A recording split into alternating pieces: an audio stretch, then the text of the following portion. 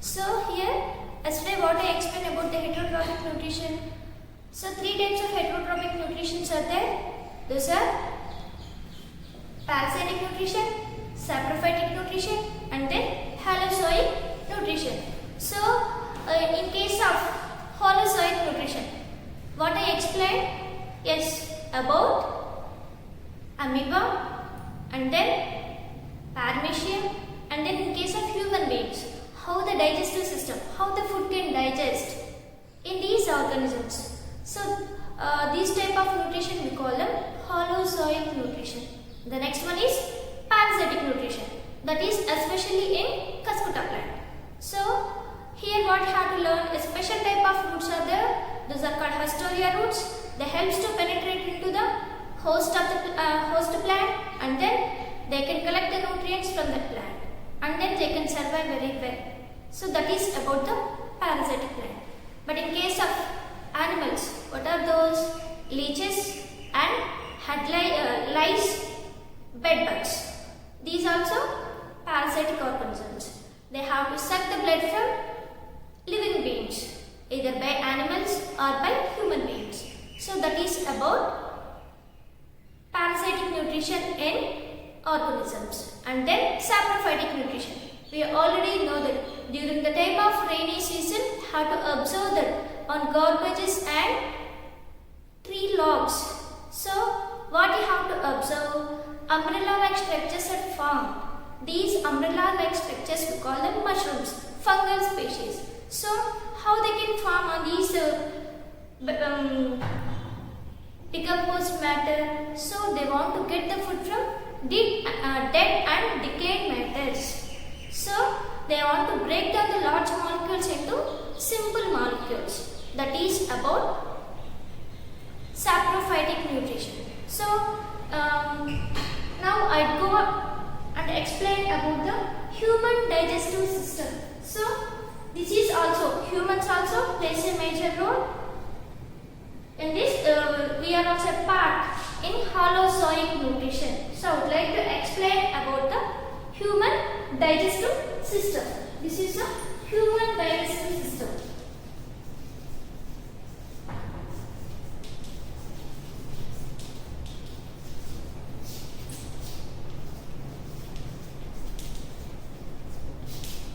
So human digestive system, in other words, what we call them, it's an alimentary canal or gut.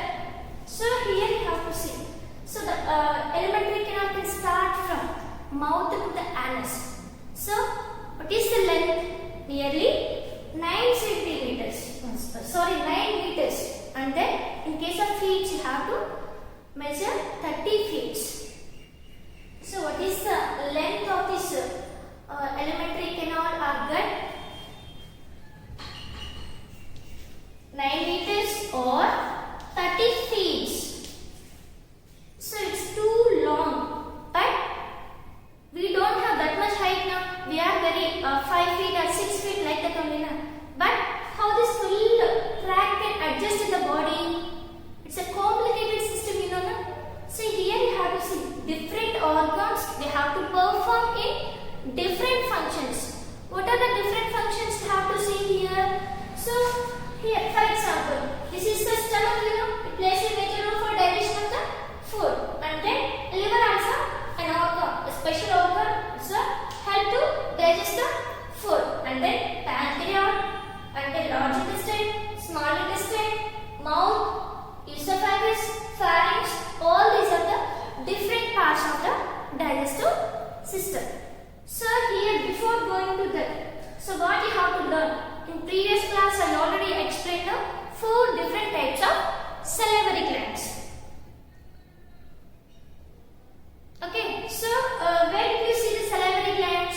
Salivary glands are the exocrine glands. Actually, in our body, 2 different types of glands are there. One is exocrine glands.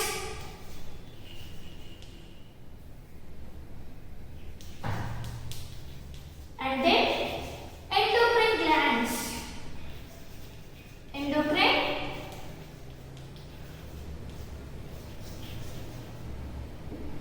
glands.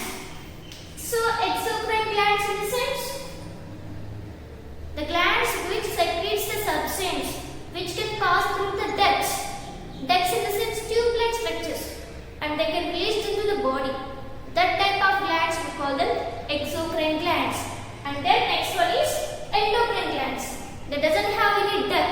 they can directly release into the body. Those type of glands we call them endocrine glands. So the best example for these exocrine glands are salivary glands. And then the best example for endocrine glands are, yes, master gland, pituitary gland is a, so it can stimulate different hormones for functioning of different glands in the body. What are those? Thyroid glands, adrenal glands, all these are mainly depend upon the master gland, that is the main gland, pituitary gland. Okay, so this is a exocrine glands, endocrine glands. So these are of two types. So in digestive system, I have to see exocrine glands plays a major role for digestion of the food. So here, what are the three different types of exocrine glands?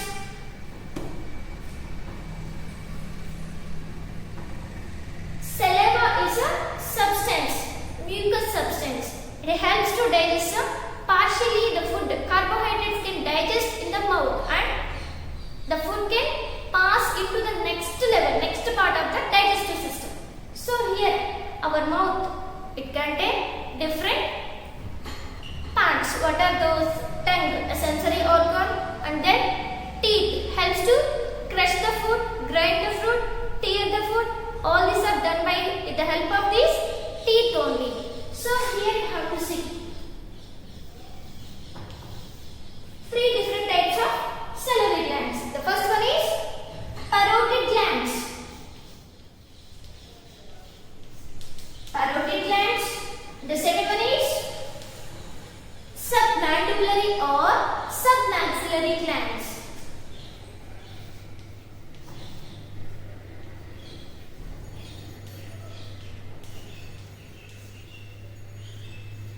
And the third one is sublingual glands.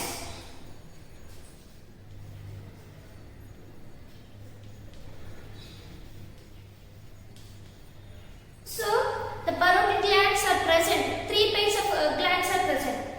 So those are in the mouth and near to the throat. So here we have to see a parotid. One pair of parotid glands are present at both sides of the jaws, and then one pair of submandibular glands are present at the below the tongue, and the third one is sublingual glands. These glands are present at the palate, near to the palate.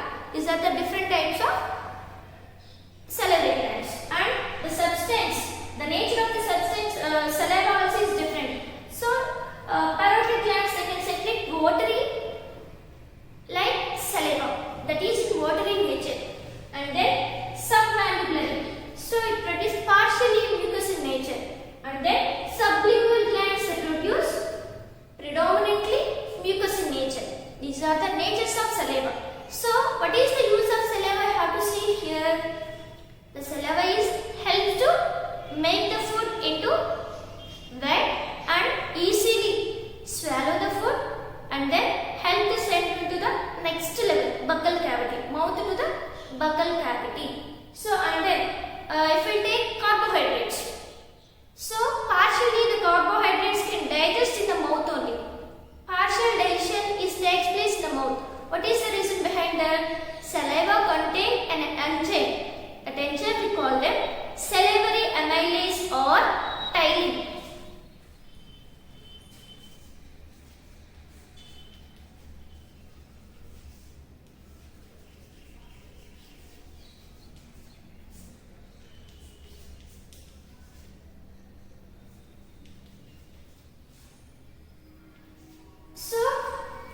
So what is meant by digestion? Digestion in the sense, large complex molecules can break down into simple molecules.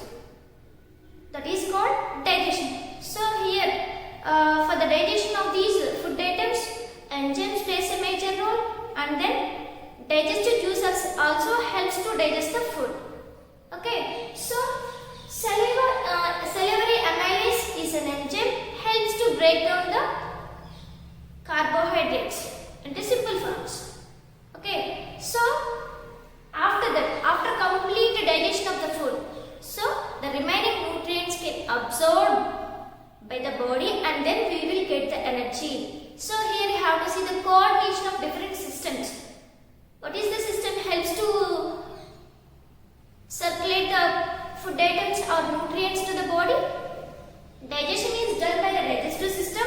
Different organs and then glands plays a major role for the digestion. What is the gland? One is liver. Liver is the largest gland in the body and it helps to digest the food items. Okay, but it doesn't produce any enzyme. Okay, it produces digestive bile juice. This bile juice helps to digest the food. Okay, these are of different types of enzymes. Clear? So now we are going, what is the pathway, what is the process is going on there. So when we have to consume the food, what happened? The food can enter into the mouth. So mouth, this is the mouth now, then the food can enter into the buccal cavity, cavity-like structure. That is the buccal cavity. And then we have to see the food pipe, that is esophagus. Food pipe we call it esophagus. And then a junction between the both digestive system and the respiratory system, that is pharynx. After that the food can enter into the stomach. Then but the carbohydrates cannot digest into the stomach. What is the reason behind that? Already we know that stomach contains an acid, that is HCl, hydrochloric acid. So this salivary and amylase is present in the mouth now, but here the enzymes, whatever it may be, they cannot work properly into the stomach. They are inactive in the presence of acid. So here carbohydrates does not digest in the stomach. Then what happened? They can send to the small intestine. Then the food can enter into the large intestine. After the undigested food only can enter. So here small intestine is there now. So what happened? The walls of the small intestine have finger-like projections. These finger-like projections we call them villi. And this villi is covered with blood capillaries and lymph vessels. So they help to transport the nutrients to overall part of the body. Then only we are getting energy. So this is the main function of this small intestine. And the remaining undigested food can enter into the large intestine. Then it can send to the rectum, and then last one is anus. That is the process of defecation. So mainly the whole process is done by 4 different processes. What are those? One is ingestion. Ingestion, and then the next one is digestion. Then absorption. What is the third method? Absorption. And the last one, that is ascension or defecation. Ascension or defecation.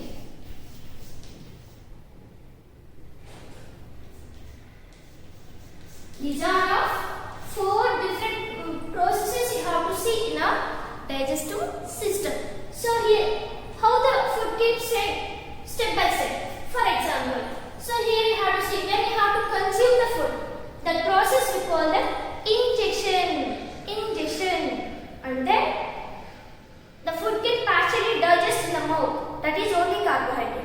And the remaining process is breakdown of large complex substances into simple forms. That is called digestion. And then absorption is done by this small intestine with the help of finger-like projections, villi. And then last one, that is defecation. Undigested food can send to the rectum, to the anus. Okay, in the form of feces. That is called, and the remaining water can absorb by this large intestine. This is the digestive process you have to see in case of human beings. Okay, so here you have to see muscular ring-like structures. They only can regulate the flow of these substances. What are those? So here, those are called sphincters. Sphincters.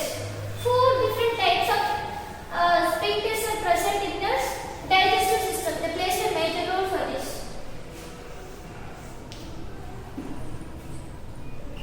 One is esophageal sphincter.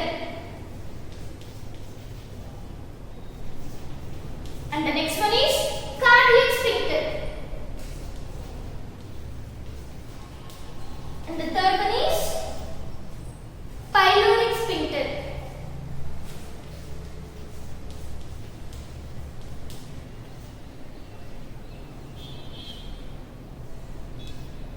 The last one, that is anal sphincter.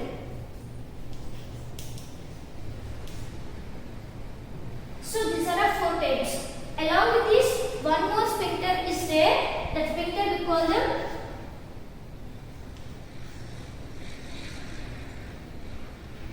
ileus sphincter.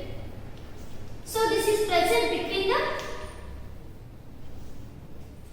small intestine and the large intestine. So undigested food is there now. That undigested food can send from the small intestine to the large intestine through the sphincter, that is ileus sphincter. This is the last sphincter. But what are the main 4 sphincters you have to see here? One is esophageal sphincter, then cardiac sphincter, and then pyloric sphincter, anal sphincter. These are 4 different types of sphincter plays a major role in this digestive system.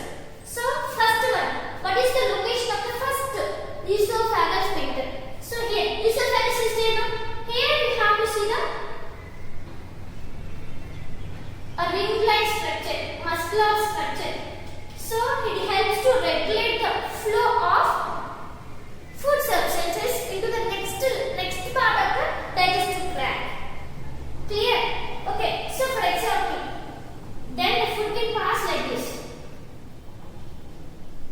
Then here this sphincter can regulate the flow of this food.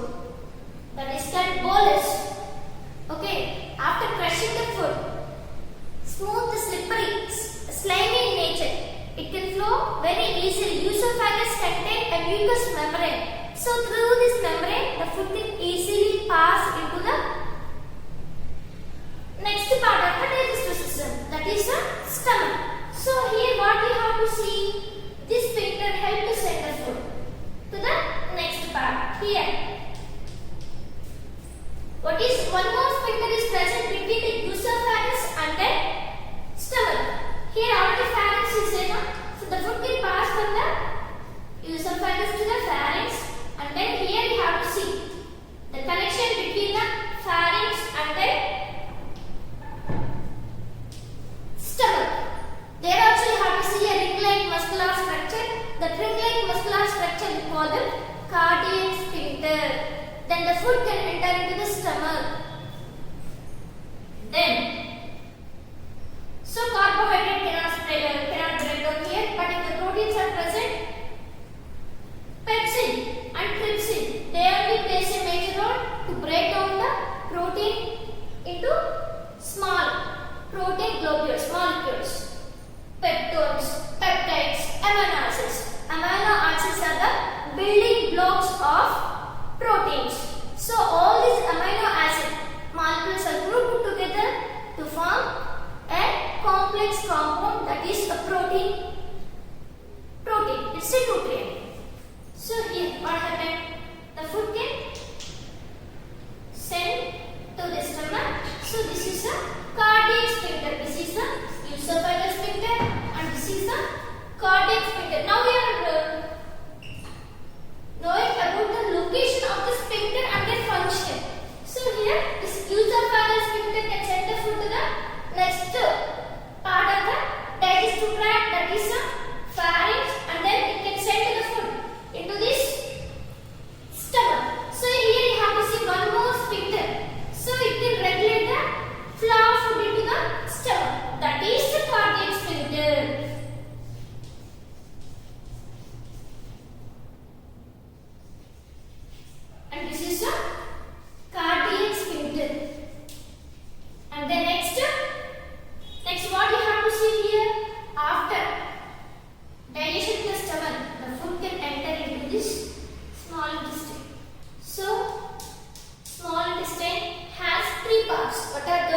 duodenum, jejunum and ileum. These are the three parts you have to see in case of small intestine. So here, this is a pylorus. After the stomach, you have to see the connection between the small intestine and the stomach is a pylorus. So here only you have to see one more sphincter, that is pyloric sphincter. Pyloric sphincter. Understood? So the food can enter into this small intestine. So what is the length of the small intestine? 6 meters. The length of the small intestine is 6 meters. And then the length of the large intestine is 2.5 meters. So the small intestine can fold itself. So why it can fold itself? If we open it, so our body is not at all sufficient to occupy in our body. So it is not at all sufficient. So that only they can fold itself up, and then it can help to increase the surface area. What is the reason why the small intestine can fold itself? To increase the surface area. So here it can fold itself, and then the food can completely digested here. After that, absorption processes takes place here. What is the absorption? How the process is going on here? We already know that the walls of the small intestine have a finger-like projections. So like this, and here you have to see the blood vessels, and then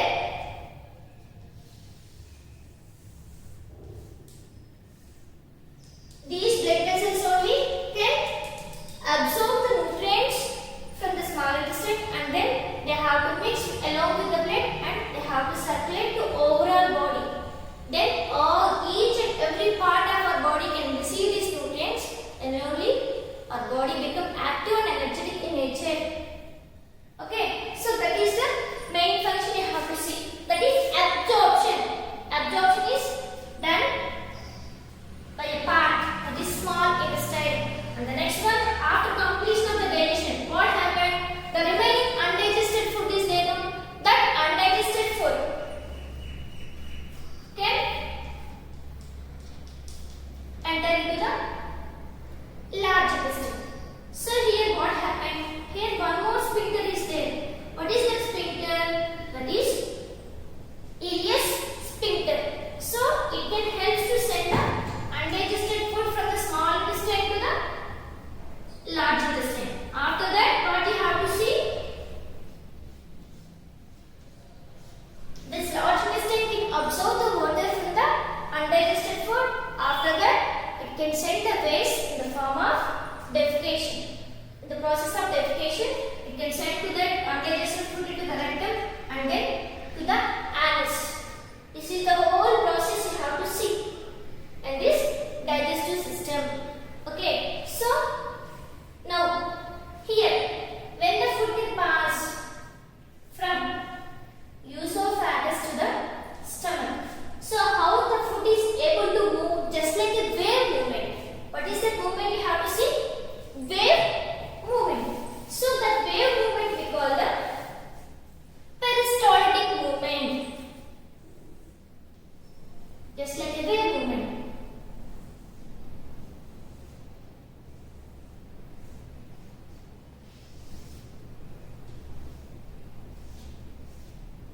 So the food substance, this one we call as bolus. Then like this, it's like a wave.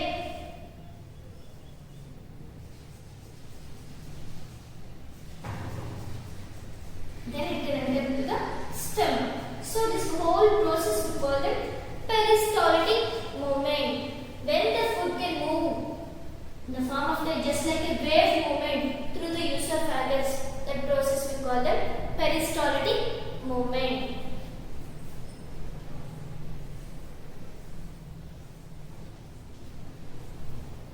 This is about peristaltic movement. Understood? So this is the whole process.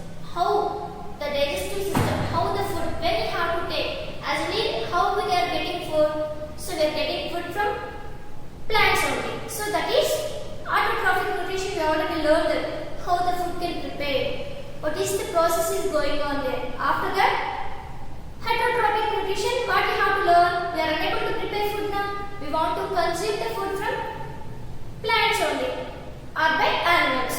Okay. So here how we are getting?